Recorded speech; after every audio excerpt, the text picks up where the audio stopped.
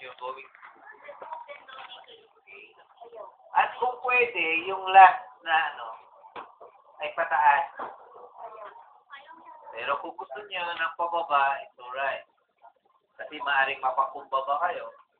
But in life, dapat progreso ang buhay. Maaaring diretsyo, maaaring pataas. Pero huwag naman masyadong pataas. And then, yung parating pabilog-bilog, huwag naman masyadong marami. Baka lang, hindi ko naman sinasabi. But you reflect in yourself. Pag-aralan nyo yung pirma nyo. Pag nagpipirma kayo, pag-aralan nyo. Totoo kaya yung sinasabi ni Sir na Totoo siguro. pabalik-balik. Mayroon yung pirma natin na pabalik-balik.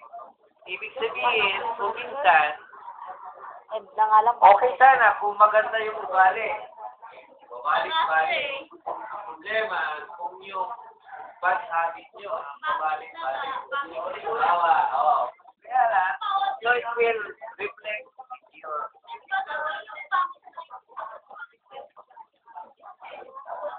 kapag pangit yung mukha, saka pangit yung ugali, wala na maganda. Paano yan? Hindi tinatanong ka. Sabihan mo lang kaon-pangit. Correct.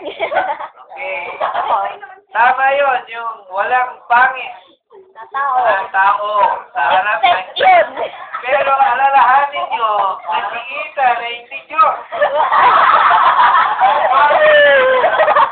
Sabi ng Diyos, lahat ng tao ay pantay-pantay. Pero, tanongin nyo si Ethan, hindi sa Diyos. Kaya, ewan ko, pantay-pantay. Sa height na lang. Kaya na tayo eh. Nalaki ng height na lang. Diba Ethan?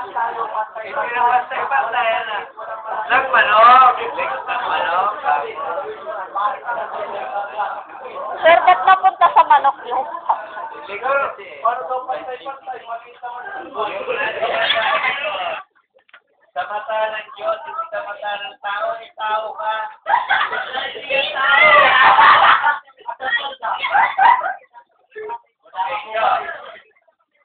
So yung mga sulat nyo, lalo na sa notebook, video,